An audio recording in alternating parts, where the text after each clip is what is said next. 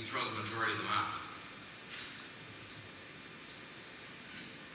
Now, there are some hot fusion pathways that are well known and characterized, and these are the nominal energies. In fact, there's quite a bit of spread in these energies by whole MeV.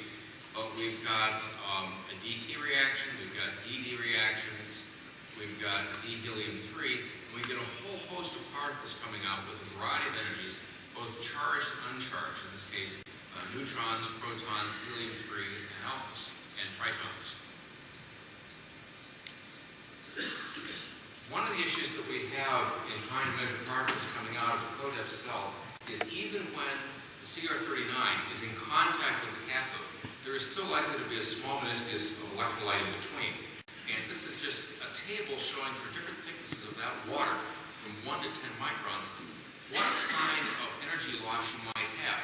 So for example, a proton in 10 microns will lose 0.5 MeV. The triton would lose 0.7, helium-3 almost 2 MeV, and then even more with an alpha. So whenever we try to characterize these, we don't know the distance between the cathode, the active surfaces producing the charged particles, and where the device is, but we've got to take these losses into account.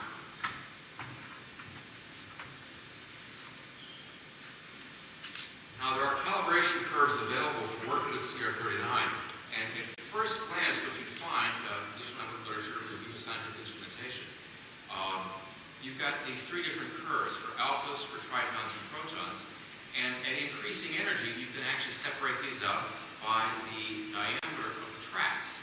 So an alpha, let's say around 5.5 MeV, would be on this scale somewhere around 22, 23 microns in diameter, again depending on the etching conditions. So you could essentially distinguish these, but as the energy gets lower, down below say 2 MeV, 1 MeV, they all kind of cause the same size tracks. So this is not a good way for low energy particles, especially charged particles. This is a graph from actual work we've done. We typically use an americium-241 source, which means we scavenge from a smoke detector. I don't suggest you do it at home, or perhaps you can only do this at home. We then we look at the tracks, and you notice a relatively wide distribution. Now, we know that our calibration and our CR39 and our etching rates are not consistent with what we're seeing in this particular paper in the literature. We know this is a function of the etching time, the etching temperature. It's a function of the chemical composition of the CR39. So we could potentially cross-calibrate where we find that our peak is here around 17 microns for our conditions, and that would be around 22, 23 over here. But I want to do this for a variety of these before just relying on this.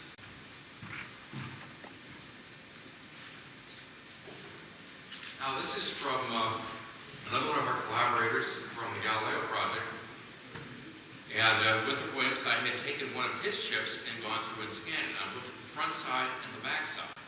And on the front side, I've got 7,000 tracks across this entire chip that's 1 centimeter by 2 centimeters. You can actually see the outline of the cathode on here. On the back side, we also have tracks. We've got a greatly reduced number of tracks. And what I call your attention to, and it's easy to see this on a log scale, but you've got a very, very high peak here, around 1 micron. And then you've got this broader peak over here. And in particular, the question is, what is this? This very, very small track. Now, my colleague, Andre, has concluded that you want to ignore all tracks below about 3 microns. We had suspected initially that this might be part of our background because we see occlusions in the plastic that if we etch out. But the proportion of these is over 2 orders of magnitude greater than what we find in an unetched piece of CR39. So it suggests that this is some particle coming through.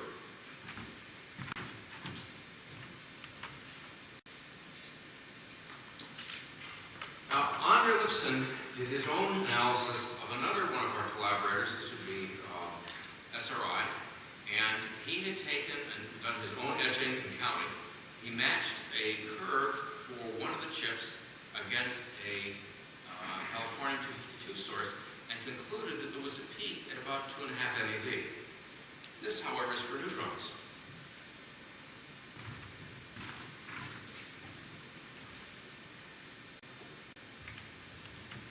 We did a similar analysis with our own, and taking a curve prepared by Gary Phillips that I talked about earlier, Again, you've got some ambiguity at low energies even with these recoils, but there's a definite size for around 14 MeV, another one around 2.5 MeV.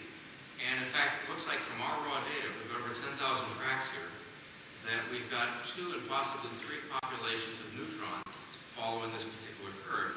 Again, our major peak is around 2 MeV or greater than 2 MeV, similar to what Lipson found from a different experiment using the same protocol in a different laboratory.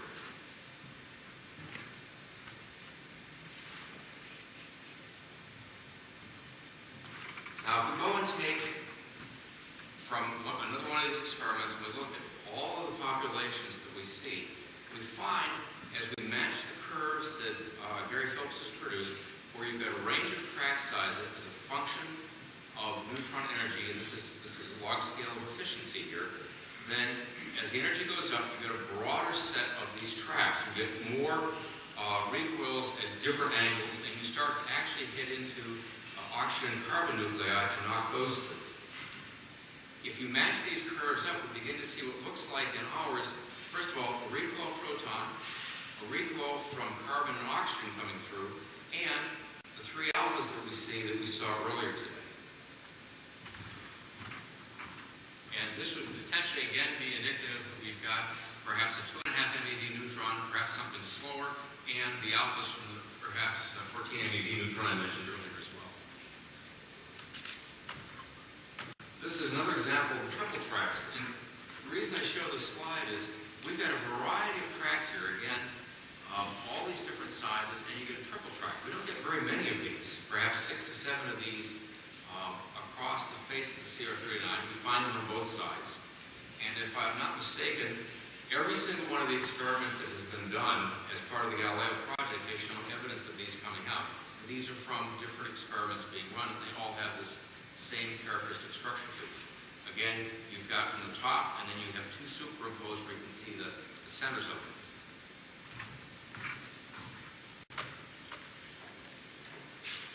So, possible observed fusion products we're seeing. Ambiguously, we seem to have something that would be around 3.5 MeV, which could be either alphas of 2 different energies. We couldn't distinguish those. Again, similar problem with the tritons and the helium-3, but we can back these out from consistent with the Mylar experiments because neither one of them make it through. We cut them off, so it's as if we've got a great proportion of these. Again, the problem with the 3 MeV proton, that's kind of ambiguous, and they fall into this group. Then we have those very, very small tracks, which we get copious numbers, 14.7 MeV. Now, there's an implication here. The CR39, 1 millimeter thick, the lead curve would allow a 10 MeV or greater proton to go straight through it. One of the things that I was hoping to have today, but I don't have the analysis back yet, I was expecting to have it by Friday, was an attempt to try to co-locate tracks in the front and the back surface. Now, in some ways, this is a fool's errand because I have no idea what the entrance angle coming in for the particular charged particle was, but it's just a first approximation to see how these line up.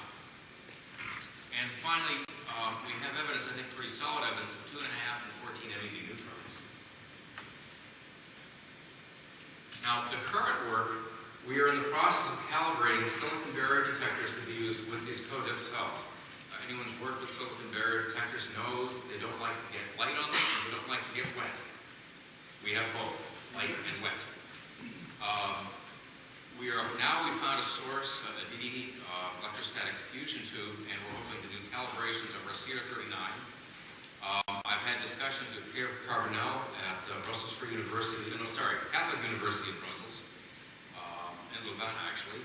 And we may be able to make use of their monochromatic proton source to do the same thing. I'm in the process now of building a time-resolved neutron spectrometer, and we also have a time-resolved proton recoil neutron counter I mentioned earlier. Her name is Priscilla, and she's about worthless. She has the advantage of having a completely linear and flat response all the way across, from EV up to 20 MeV, and she also flatlines the entire thing regardless of the energy coming in. Beautiful. And we believe a lot in collaborating with people around the world. You may notice Vittorio here examining one of our cells, and Martin Fleischman, Francesco Celani, and these are the people at Tassel in the UK that make CR39. for the inertial confinement fusion effort, as well as scanners that we like to use. They stared at this, and after they had stared at our CR39, and they were a little nonplussed because they said, oh yeah, we know CR39 and we know carbon-13 breakup, but we see it all the time. And then when I showed them the little boxes, there was dead silence. And then this is a border guard in Germany. She was a little upset when I brought these through. They thought they were bombs, but they didn't have any wires coming out. So she took them to the side, she swiped them down, she came back and said that they were safe, and I said I was glad to know that. And she offered to let me take a picture of her with them. And CODEP gets around. I'm working in the Spatial laboratory with Helga, one of our ladies of the night, so to speak. Frank and Pam. I was with Francesco Celani in his lab discussing how we might convert CODEP to gas, and decided that it's not something I wanted to do. And this is my business partner, Dr. Kim, with Pam, and we've just finished building a deck for Helga Jr., another gamma ray detector we've got. Okay, thank you.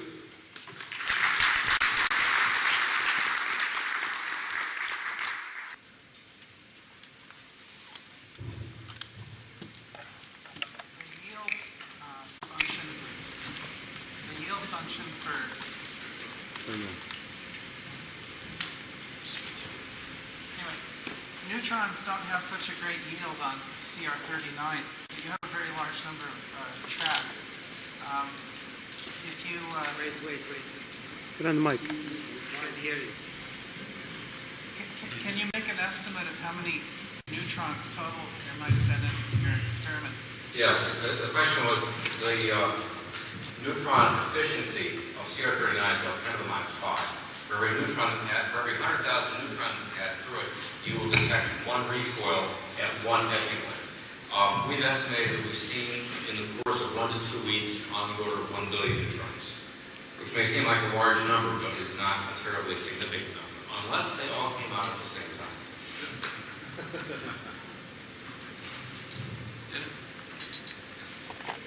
Excuse my uneducated CR39 question, but there are small tracks, could they be positrons? Because that would produce a very small track, wouldn't it?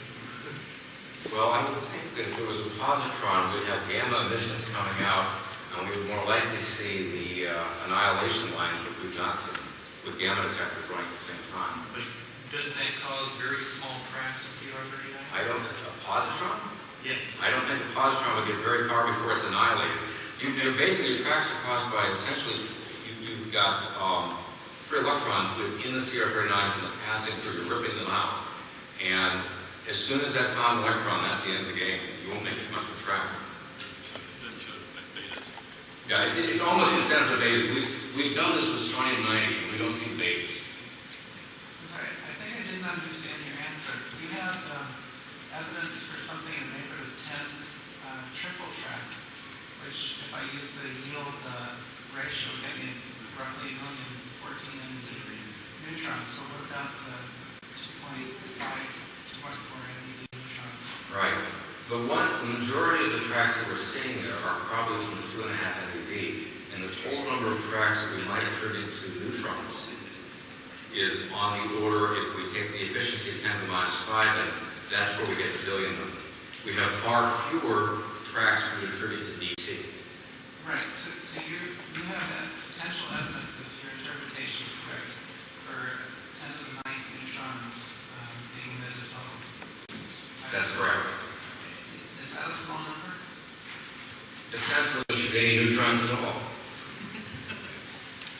Maybe answer this question to this podium, I can't remember. Did you try blocking the neutrons, cadmium, or something like that to absorb the neutrons?